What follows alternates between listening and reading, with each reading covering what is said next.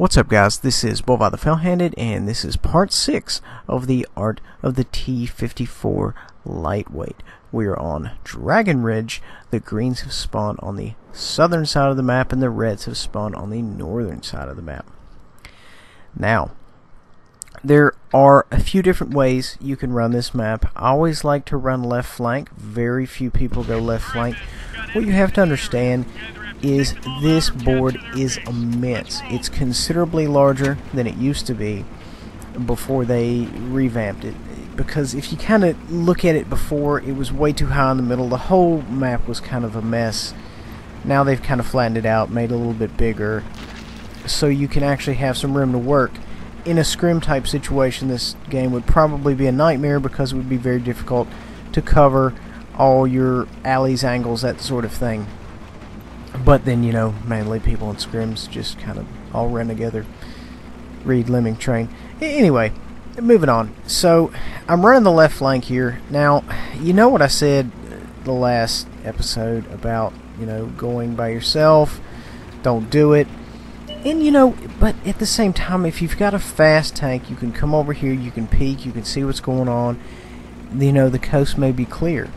And that's kind of what I'm doing. I'm just running this left flank. I'm going to see what's going on.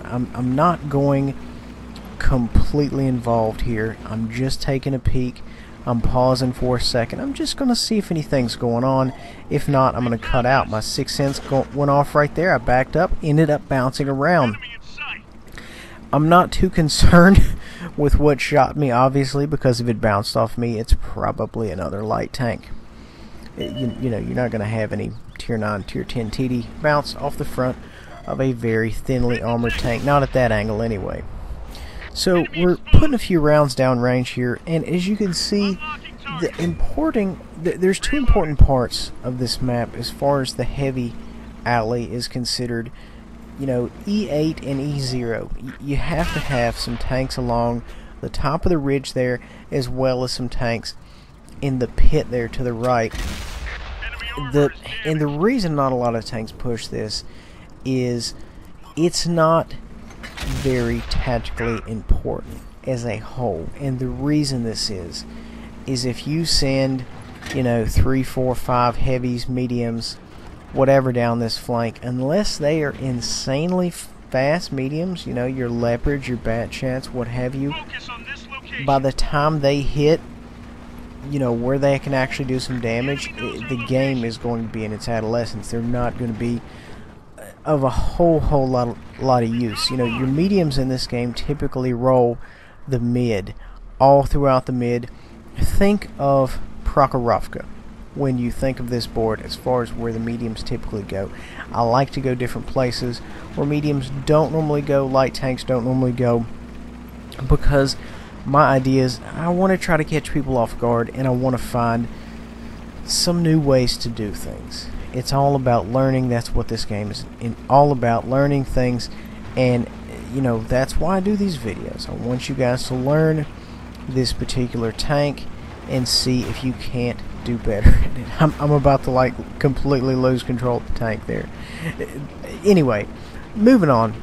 So as far as this flank goes, our left flank, their right flank, it's pretty much wide open. I've took out what little opposition they had. There's not a lot going on over here. I'm looking to move out and, of course, go hit Artie, because that's what light tanks do. They go for the clickers. And, of course, the reason being that normally they're easy prey. Now, the tank, man, this tank is so mobile. The whole traverse, the turret traverse, it's just amazing. It just, you know, it lacks the armor of your typical T-54, and that's fine. It's a light tank. I end up, this is one of my better games I had in this tank. I think I did about mid 4,000 damage, considering that I had, you know, a horrible case of food poisoning is even more amazing that I could even set up to play the game. Anyway, you know, the footage is a little bit old, but the idea is still the same of, you know, running one big enormous flank, and once you see that flank through, come back around and start making things happen. Now, I'm never an advocate for setting on the cap, although sometimes I am, if that makes sense. I'll go into detail a little bit later. I'm going to make a whole series or a video on what websites you need to go to, how you need to track your stats in order to get better. But if you need cap points for your daily amount, yes, I would get those cap points, and it's all according to, you know, how often you cap. You know what? I'm not even going to get to it. There's a whole section later I'm going to focus on. Anyway, yes, if you need cap points, yes, I would cap, but I would only cap as a last resort. Now, there's capping, and then there's making them think you're going to cap out, which is pulling people out of position, so on and so forth. That is useful to an extent.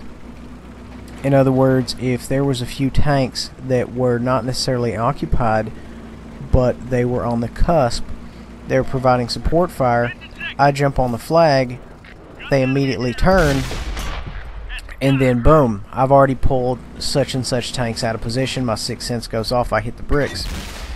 I come across an AFK guy right here, and this is probably why I got so much damage in this game. And you know, you can have good games in these tanks. I mean, light tanks are just amazing. If you know what you're doing, you can really put some work in with these tanks. And it takes patience. You know, don't be that Sua Scout that runs out there and dies within the first 30 seconds. Don't be that guy. You know, the longer you keep your tank up and running, the better off you'll be to pull damage. Of course, that works with any tank, granted.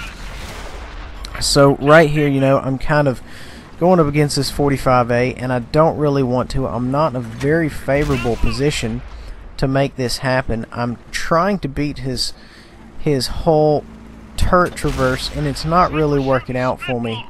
The only thing I'm kind of hoping here is maybe I can confuse him, pull a troll bounce, whatever. And you know, I'm in a pickle. I shoot him right there in the sweet spot of the turret. He ends up putting another one in me, and it's just nothing but hand-to-hand combat. Something, unfortunately, this tank does not excel at. The only thing that I have at my disposal, is maneuverability. I keep hitting that same spot. I keep doing damage. There's not a lot I could do here. He ended up putting one on my turret and bouncing it. I'm hitting him right outside the mantlet there, the flat part of his hull, and it was actually a Tiger Hammer that came down and killed me. I might have been able to DPM him, although I'm not entirely certain. At any rate, you know, if they don't pin you and they allow you to keep going, you know, yeah, you're gonna DPM the mess out of them if you know where the weak spots are. So it all kind of ties in there. So yeah, you know, we had a decent game. It was okay considering my general health at the particular time I made this. It was a fantastic game. We ended up, you know, we did well. We did 4153, bounced 755, which is impressive for a light tank. Anyway, guys, that's part 6 of the art of the Type 54, or excuse me, T-54L. You see my mind is on the Type 59. Anyway, guys, hope you enjoyed this. Please remember to like, subscribe, and share, and we'll see you guys next time.